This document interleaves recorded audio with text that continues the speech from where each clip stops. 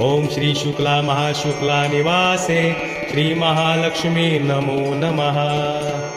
ओम नमो पद्मावती पद्मालय लक्ष्मीदायिनी वांछाभूत प्रेत विंध्यवासिनी सर्वशत्रु संहारिणी दुर्जन मोहिनी रिद्धि सिद्धि वृद्धि कुरु कुरु स्वाहा।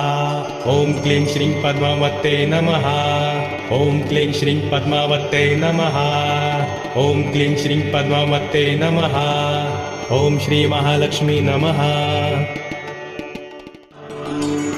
ओम ह्रीं श्रीं क्रीं श्रीं कुबेराय अष्टलक्ष्मी मम गृहे धनं पुरय पुरय नमः। ओम ह्रीं नमः। ओम यक्षाय कुबेराय वैश्रवणाय धन धान्याधिपतये धन धान्य समृद्धिं मे देहि दा